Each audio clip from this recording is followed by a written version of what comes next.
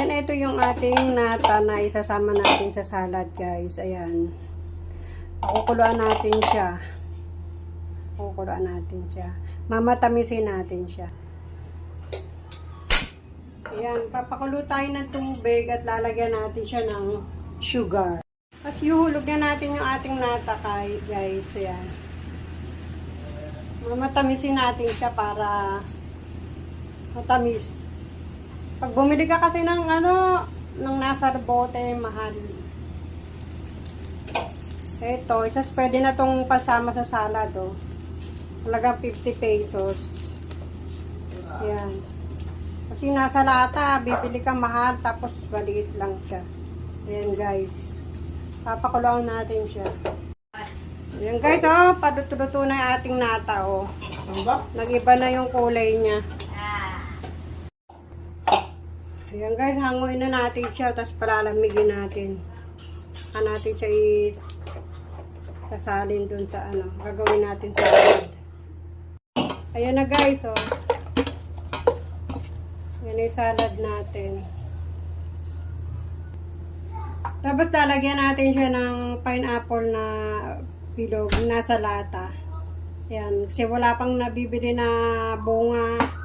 Baka meron man mahal, hindi ako naghanap. Kaya ito na lang sahama natin sa salad. Ihiwain natin siya, guys. Ihiwain natin siya. Kaya na lang natin isasama sa salad. Pagkadami. Ganyan kasi ako, guys, pag nagsasalad ako, guys. Nagsasama ako ng mga ganito.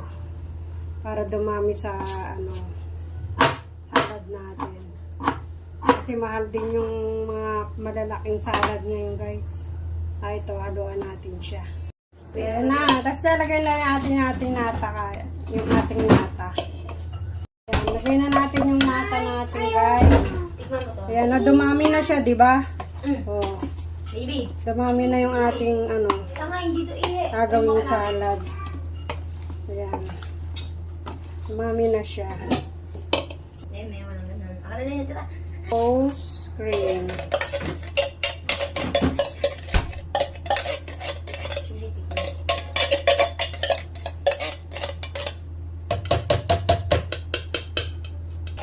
Sayang. No?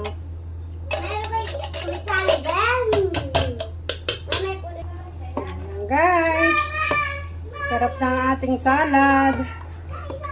Yan, guys, sasali na natin sa salalagyan at atin na itong lalagay sa freezer para lumamig.